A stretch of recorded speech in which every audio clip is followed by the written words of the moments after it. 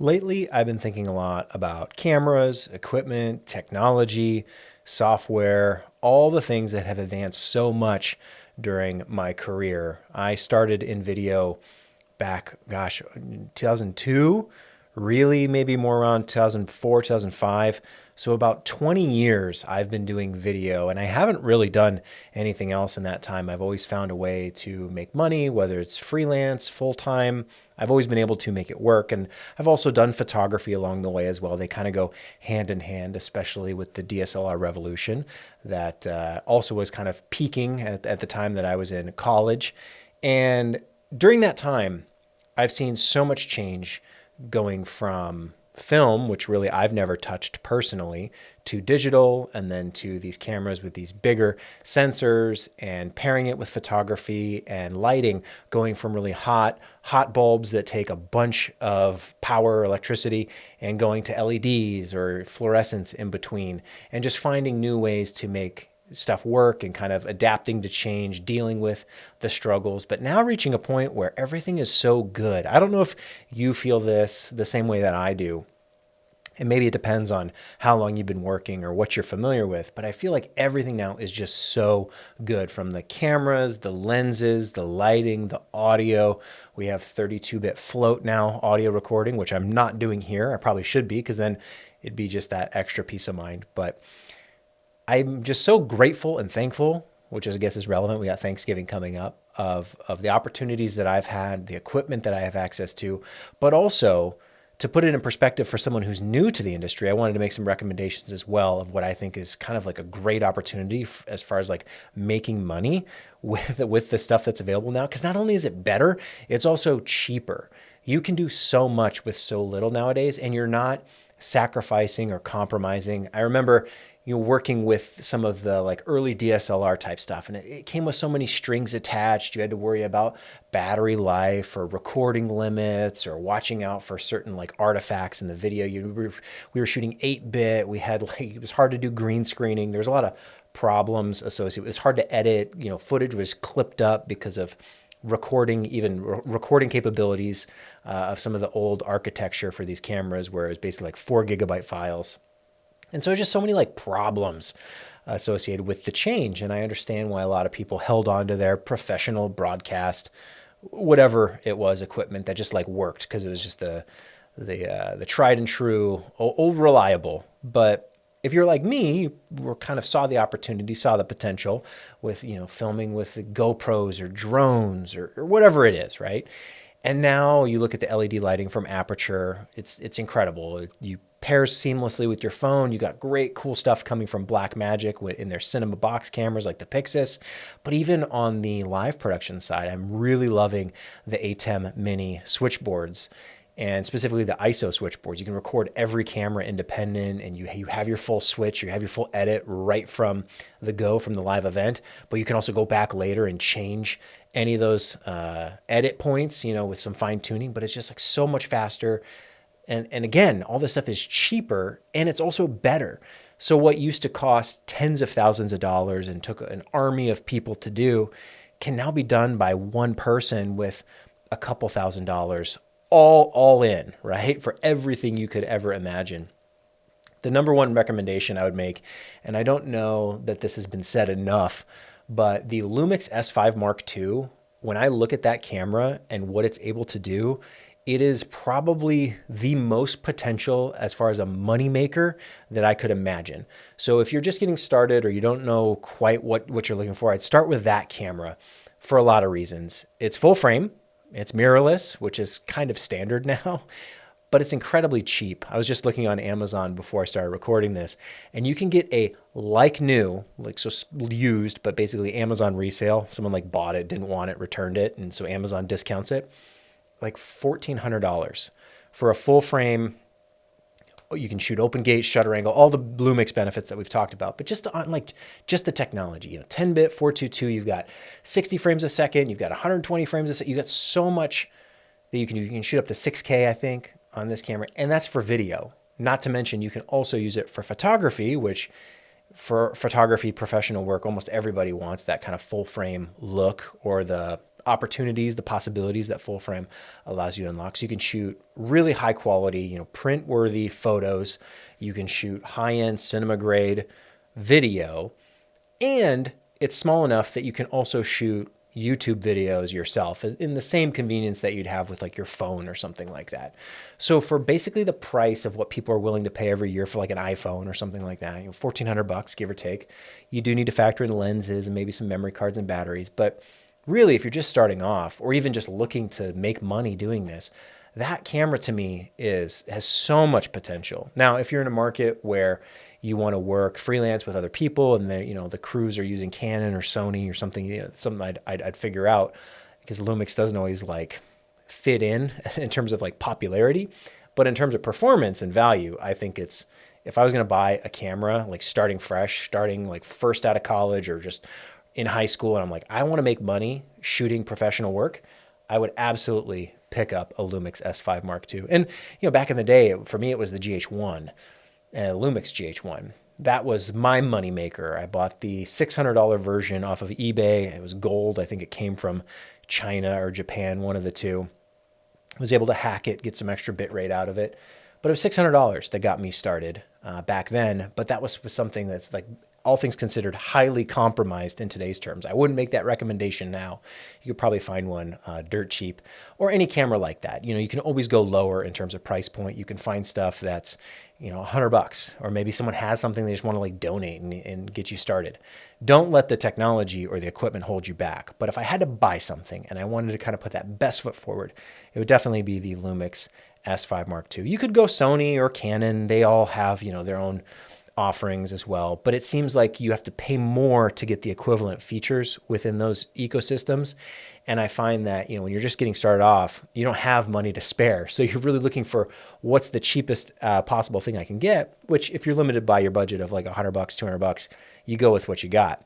But if you can spend a little bit, I think the best, in terms of like value to performance to cost, the LUMIX S5 Mark II is just incredible. And I think it's so easily taken for granted, seemingly by everyone if you've been in the industry long enough, you've followed the trends, and 4K is normal now, 8K is, quickly becoming the new standard, where I think even Insta360 just announced their action cam that shoots 8K.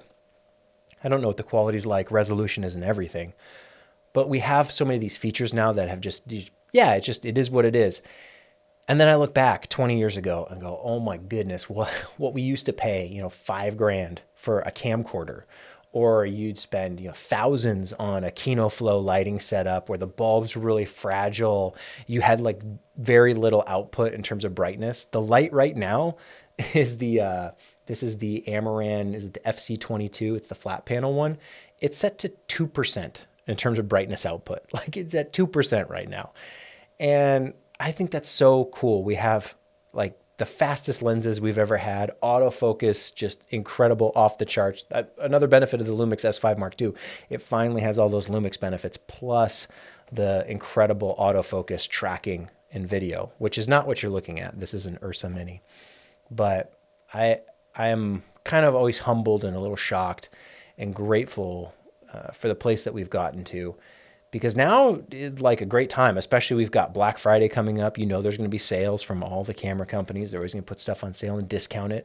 But don't take for granted the used market. Stuff nowadays you can find used and save $300, save $400 on a used piece of equipment, even if it's only lightly used. You can always return it. The return policies are great. Everything's super convenient. And it's so awesome that you can get this stuff and then go use it to make money. Because I feel like that's what everyone wants to do. If you might have your hopes and dreams and doing, short film, or I don't know what art project you have in mind. But if you want to make it a career, there is nothing holding you back. Maybe 10, 20 years ago, there were struggles we faced, and there was lots of, you had your high-end people who cost a lot, and then you had your low-end amateur indie productions. And I think those lines are so blurred nowadays. A lot of YouTube content creators I watch, that it looks just as good as any Hollywood TV production. And there's a lot of TV Hollywood productions that don't look all that great. They look kind of like what you'd expect from maybe a YouTuber. Those lines have been blurred so much. Even what you can do with your phone. It's such a huge testament to the technology, the capability, the price of this stuff. It's just so accessible. And you can certainly go make TikToks and Instagram Reels and YouTube Shorts, but you can also make short films, music videos. You can shoot weddings. You can do corporate interview, explainer type stuff, Q&A videos. There's so much that you can do. Even the platform in terms of distribution and accessibility. YouTube, you can go make money on YouTube right now. If you go make a viral video, to the tune of like tens of thousands of dollars is the potential return. Now, you're kind of gambling a little bit. It's kind of a risk. The reward isn't guaranteed to be there. But if you're passionate about what you do and you would do it anyway, when I was like, even before I was like working, I was shooting home video and no one saw that. That just was just like on a VCR, a VHS tape. And we would watch them back and, make silly little Lego movies or action figure movies as a kid. Now that can all be on the internet and people monetize it. They do. There's people who have channels where they just play with toys and they get millions and millions of views and certainly make tons and tons of money. So there is nothing holding you back and it is so easy to get started.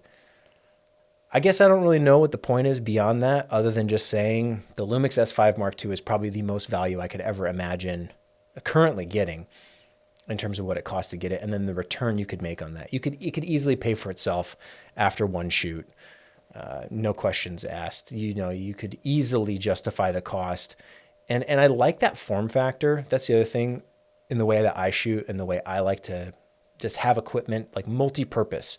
I never want the really expensive tool that only does the one job. I'd rather have the tool that can do a lot of jobs and actually ends up being cheaper. Even though it might not be the absolute best for one job in particular, it can do so many. I can pivot, I can adapt, I can get use out of it every single day. And to me, that's of more value than the maybe more expensive, something like the Pixis. The Blackmagic Pixis is cool, it's great. I'm glad it's there for people who want to use it. But then I think of, would I want to take that to take photos? No. Would I use it for vlogging? Maybe.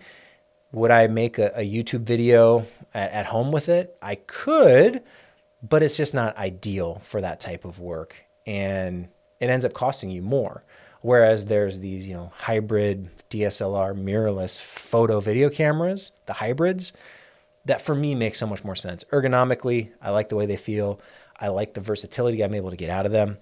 And with something like the S5 Mark II that doesn't have overheating issues, it doesn't have record limits. It doesn't have all these strings attached like we used to have to work with. Like the color's great, frame rates, all the options, shutter angle, etc. You know the drill. It's pretty incredible what you can get out of something that's only $1,400. Granted, the GH1 when I bought it was $600, but that was also, over 10 years ago. So you factor in inflation, you factor in the specs. The GH1 is like nothing compared to the S5 Mark II. And we really didn't have to wait that long, which is the other cool thing. That for me, it's kind of like, oh, wow, we got here pretty quick. But back then, I couldn't even imagine having something that powerful. We were talking about, what was it? The Scarlett was supposed to be 3K for 3K or 4K for 4K, something, and that never hit that mark. We finally got it by that point in the Red Ranger or the Raven, one of the two, I don't know. Even the Komodo, I think it's 6K for 6K, something like that. It's kind of cool to see how much stuff has changed and where we've gotten to and how much power is available in the palm of your hand to do anything, any type of video you would ever want, any type of photography. And you don't have to go just Lumix. Sony has the same options, Canon, Nikon. I don't know. I'm just very thankful that we're at this place that the industry has advanced the way it has, that we have platforms like YouTube that are accessible. Everyone understands now. That's the other big benefit I see nowadays, where if I'm walking around and I'm working and I'm shooting, people get it. They know what TikTok is. They know what Instagram Reels are. Just 5 years ago, the video was like, why do I need that? I just need pictures. Why would I want video? And now everyone wants or needs video. And you can do it on your phone. You can do it with a cinema camera. You can do it with a hybrid camera. The the choices, the possibilities are kind of endless. And I think that's so cool at a point where we're not, there are the handful of cameras that are limited by certain, things like overheating and whatnot. But in general, we have like the technology is not a problem anymore. And it used to be. And it's really nice that it's not. So if you're just getting started off, I would say possibilities are endless. You can do whatever you want, and you can work every single day, whether it's for yourself or someone else, whether it's a client or a personal project. There's nothing holding you back. It's certainly not the cost. That used to be. It used to be quite expensive. It's not anymore. It used to be the technology came with all these compromises and sacrifices that you had to struggle with. You can live stream all day, every day if you want, for free. It's kind of mind-blowing. So if you want to make money in production of any kind, client work, personal work, whatever, nothing's stopping you. There's no reason not to. And I think that's really, really cool.